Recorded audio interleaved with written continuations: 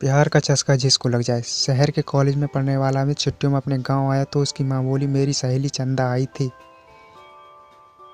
और वह उसकी बेटी रंभा तुझे बहुत याद कर रही थी। वह कह गई कि जब तू गांव आए तो उनसे मिलने उनके गांव आ जाए, क्योंकि रंभा अब तेरे साथ रहकर अपनी पढ़ाई करेगी।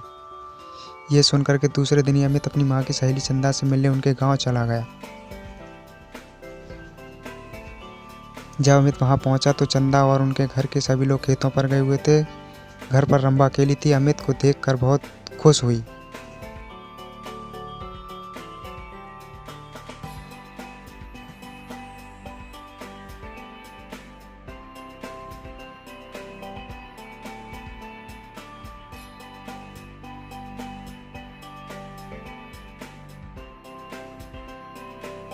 फिर तो मेरा मन और मचलने लगा कहानी को पढ़ने के लिए।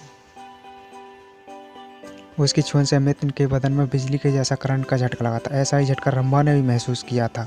फिर क्या, फिर आगे बात बढ़ी। वह हैरान होकर उसकी ओर देखने लगी तो अमित उससे बोला, ये लंबी चौड़ी सलवार भी नहीं चलेगी। वहाँ पर तुम्हें शहर की लड़की की तरह रहना होगा, उनकी तरह लड़कों से दोस्ती करनी होगी, उसके साथ वह सब कुछ करना होगा जो तुम गांव की लड़कियों शादी के बाद अपने पतियों के साथ करती हो। कहकर वो उसकी ओर देखने लगा तो वह शर्माते हुए बोली, यह सब पाप होता है।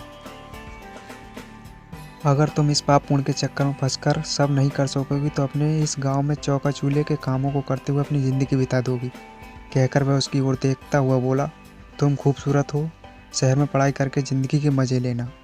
यह बात सुनकर रंभा का दिल और मचलने लगा। उसका दिल सातवें आसमान को छूने लगा था।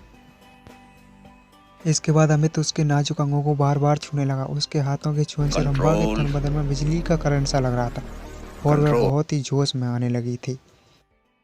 मुझे कहानी पढ़ने में और चस्का आने लगा। रंभा के माँ बाप खेतों से शाम को ही घर आते थे, इसलिए रंभा बेहद खूबसूरत थी। उसने जब शहर में रहकर अपनी पढ़ाई करने की बात कही तो अमित चलो पीछे उससे बोला, तुम मेरे साथ रहकर शहर में पढ़ाई करोगी तो अपनी वहाँ पर तुम्हें शहरी लड़की जैसे कपड़े पहनने होंगे। फिर तो आप जानते ही हैं क्या होने वाला था। चुन्नी बुन्नी का फैशन नहीं है। कहकर अमित ने उसकी चुन्नी हटाई तो उसके हाथ रंभा के सुडोल उभारों से दोनों का मन भर गया तो रंभा ने उसे देसी घी का गर्मा गर्म हलवा बनाकर खिलाया। हलवा खाने के बाद अमित आराम करने के लिए सोने लगा। सोते हुए देखकर फिर रंभा का दिल उसके साथ सोने के लिए मचल उठा। वह उसके ऊपर लेटकर उसे चूमने लगी तो वह उससे बोला, तुम्हारा दिल दोबारा मचल उठा है क्या? तुमने मुझे प्यार का चस्का जो लगा दिया है। रंभा ने अमित के कपड़ों को उतारते हुए कहा। इस बार वे कुछ ही देर में प्यार का खेल कर पस्त हो चुके थे, क्योंकि कई बार के प्यार से वे दोनों इतना थक चुके थे कि उन्हें गहरी नींद आने लगी थी। शाम को जब रंभा के माँ बाप उनके खेतों से घर लौटे तो अमित को देखकर वह खुश हुए। रंभा भी उसकी तारीफ करते नहीं थक रही थी। वह अपने माँ बाप से बोली, अब मैं अमित के साथ रहकर ही शहर में अपनी पढ़ाई पूरी करूँगी।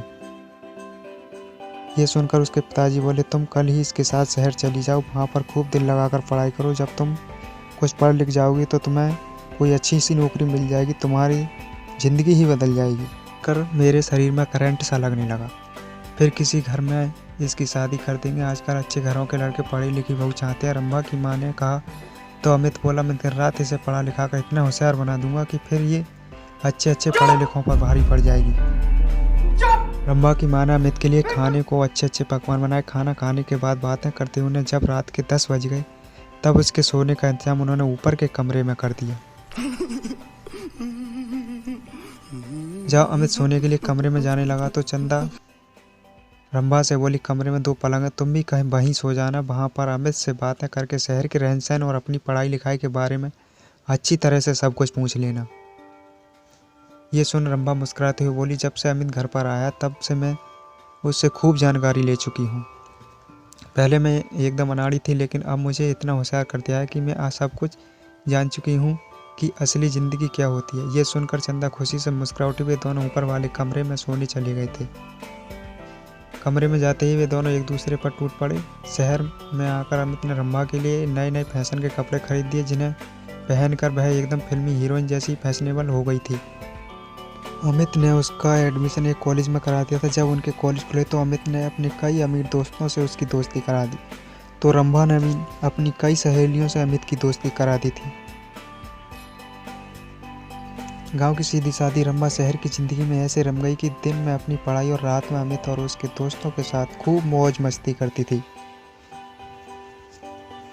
जब रंभा शहर से दूसरी लड़कियों की तरह वन संवर कर अपने गांव जाती, तब सभी लोग उसे देखकर हैरान रह जाते थे। उसे देखकर उसकी दूसरी सहेलियां भी अपने माँ बाप से उसकी तरह शहर में पढ़ने की जिद करके शहर में पढ़ने लगी थी। देखा आपने लापरवाही का नतीजा है। दोस्तों, आपको ये कहानी कैसी लगी कमेंट जरूर करें और वीडियो को लाइक करें और चैनल को भी सब्सक्राइब करें।